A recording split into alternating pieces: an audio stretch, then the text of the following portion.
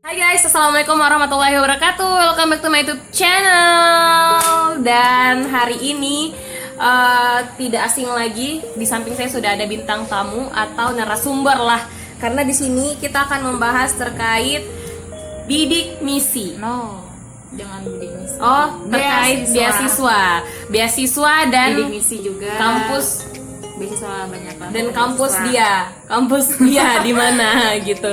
Jadi intinya kita akan bahas tentang beasiswa di sini karena banyak teman-teman yang masih bertanya juga nih, kira-kira kita bisa dapat beasiswa di mana sih dan beasiswa apa aja yang ada. Nah, di sini kita akan bahas teman-teman.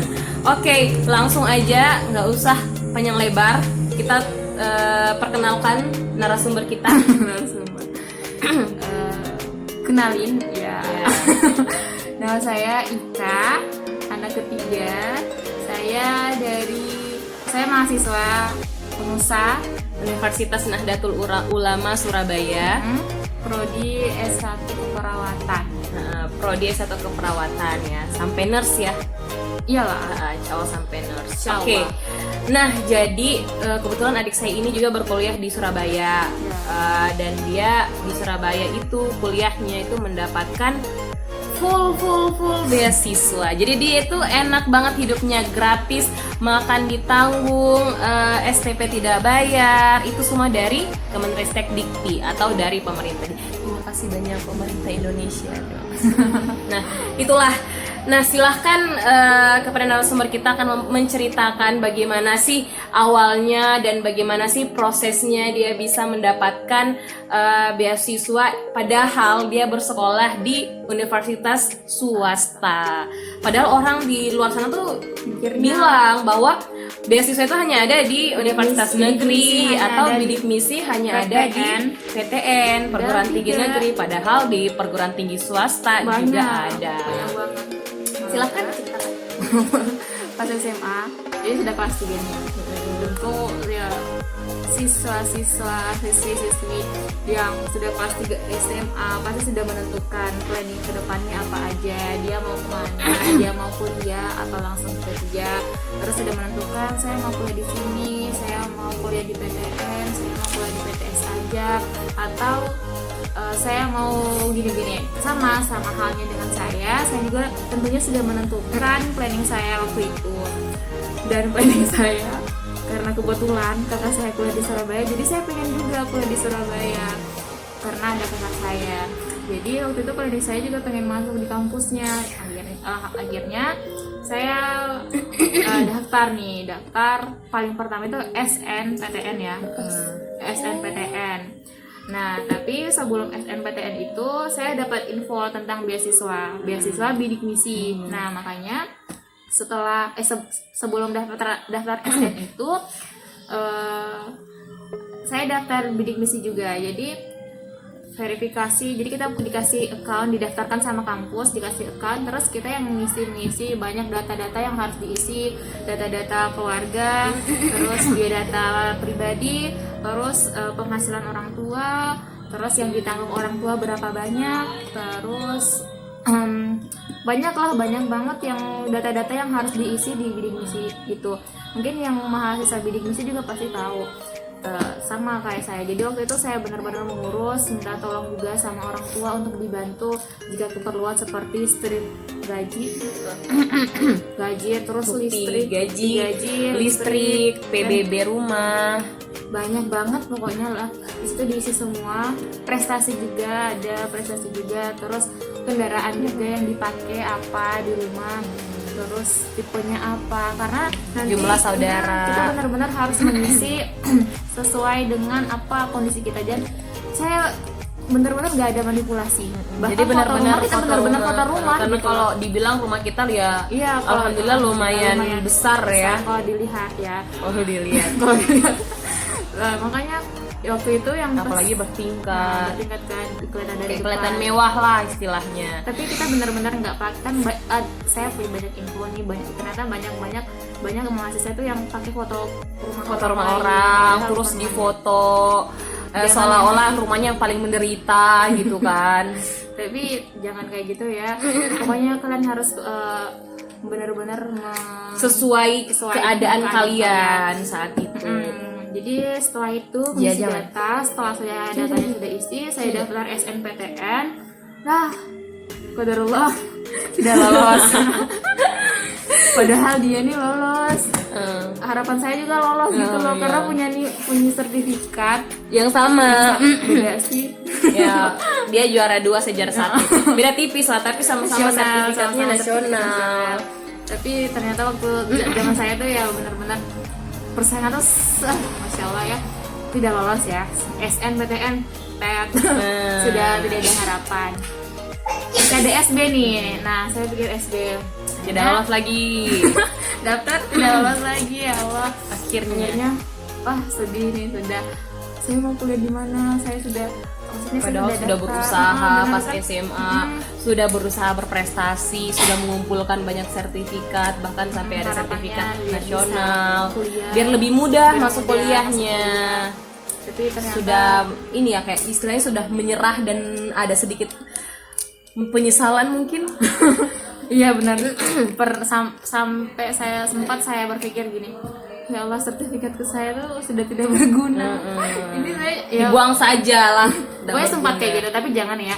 Tapi benar-benar saya sangat-sangat terpuruk. Mungkin teman-teman yang merasakan hal yang sama, tidak lulus SE, tidak lulus SD, kita bingung benar-benar pasti merasakan hal yang sama. Kita mau kuliah di mana setelah ini? Karena kita harapannya kan SN sama SB, karena kalau daftar SN sama SB biaya kuliahnya lebih murah gitu katanya. Karena dulu masih berpikir bahwa bidik misi atau beasiswa dari pemerintah tuh hanya ada di perguruan tinggi negeri lewat jalur SNMPTN atau SBMPTN.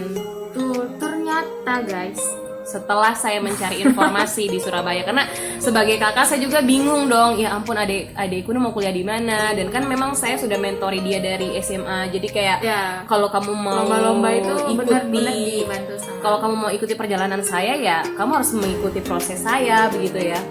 Ya padahal itu salah ya, dalam artian tentunya takdir Allah yang mengatur, tapi kan tentunya harus berusaha. Nah saya men-trigger adik saya ini biar dia tuh juga berusaha, jangan terlalu banyak main pada saat SMA, dan itu dia alhamdulillah dia juga sudah lakukan itu, dan alhamdulillah kurang lebih prestasinya tuh hampir mencapai Enggak sih, jauh.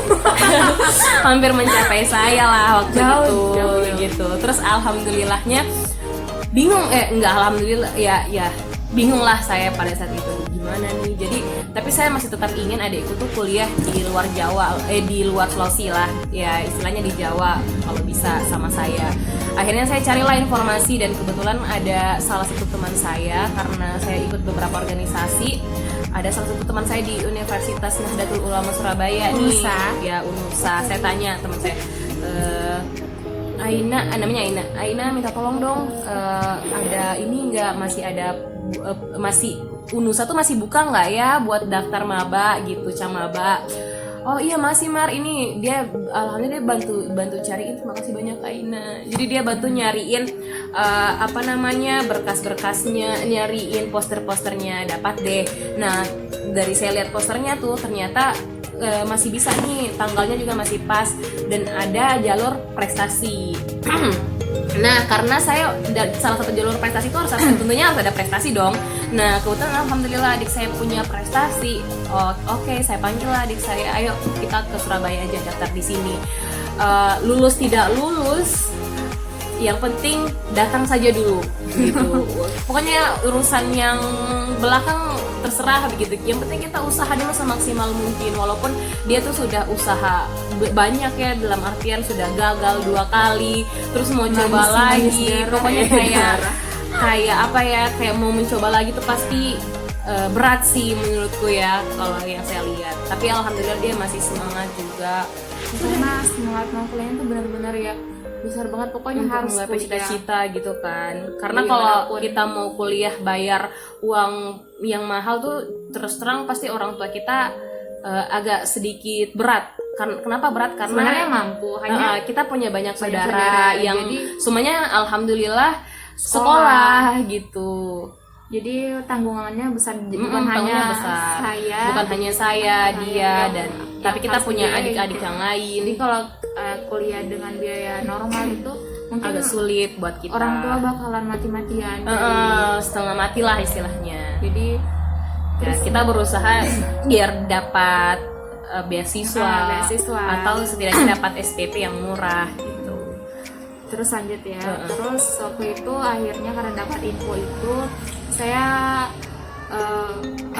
beranikan diri mengambil resiko apapun itu yang kedepannya akan terjadi, karena pikir deh waktu itu kan tesnya langsung ya, jadi nggak ada tes online, tesnya langsung, jadi langsung di sana. langsung di Jadi sana. kalau kita kan jauh nih, kita kan dari Kolaka harus ke Surabaya, padahal kita pergi pun belum pasti diterima Jadi gitu saya loh. benar-benar mengambil resiko, ya harus lah pokoknya, kalau misalnya saya nggak lolos harus gimana gitu. Tapi benar-benar karena niatnya pengen banget kuliah, jadi beranikan diri mengambil resiko berangkat langsung ke sana walaupun nggak ada kepastian mau lolos atau tidak. Dan kebetulan emang Dia juga saya daftar daftar mandiri di UNER. UNER juga ya waktu itu. Dan insya Allahnya waktu daftar mandiri di UNER sama beasiswa di UNUSA itu Jalur waktunya prestasi UNUSA tuh beda 1 hari. beda 1 hari. Jadi hari ini daftar di UNER, besoknya tuh daftar di ini udah tes di UNUSA. Jadi benar-benar waktunya tidak bentrok tapi benar-benar beriringan gitu, ada jalannya. Dan waktu itu saya sudah daftar di UNER, besoknya daftar di UNUSA. Nah di UNUSA itu Di UNER tuh mandirinya tes TPA juga. Terus di UNUSA besoknya tes TPA juga. Nah, terus habis itu pengumuman di itu di UNER.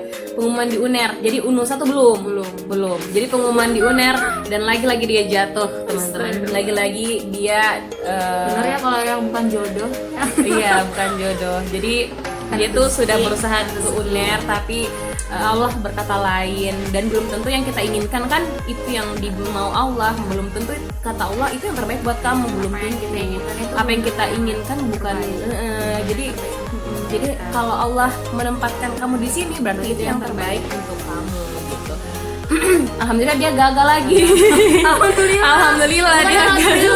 Qadarullah dia gagal. Tapi maksudnya alhamdulillahnya karena dia tuh masih punya satu yang dia tunggu. Jadi UNUSA ini tuh kayak benar-benar kita tuh deg-degannya parah ya.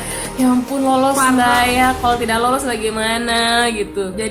Jadi gelandangan di Surabaya. Mungkin dia jadi pembantu mungkin di Surabaya, masakin saya pulang kuliah.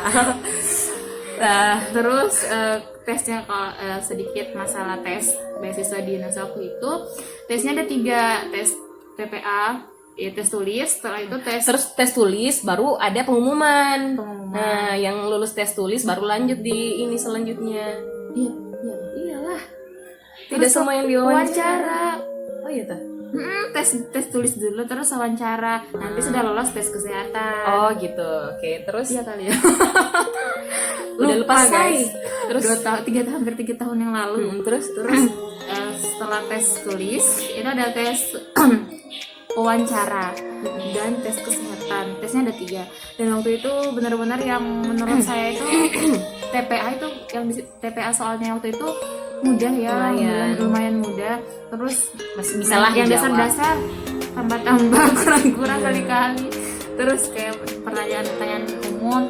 Terus setelah itu tes wawancara. Nah kalau menurut saya ya, yang paling pengalaman menentukan saya itu yang paling menentukan tuh pas di wawancara, dimana kita tuh harus benar-benar menceritakan keadaan keluarga kita, terus kita bisa apa, kita punya prestasi apa saja gitu. Itu yang sangat-sangat benar-benar berpengaruh kalau misalnya kalian daftar beasiswa apapun, karena prestasi yang sangat paling menunjang.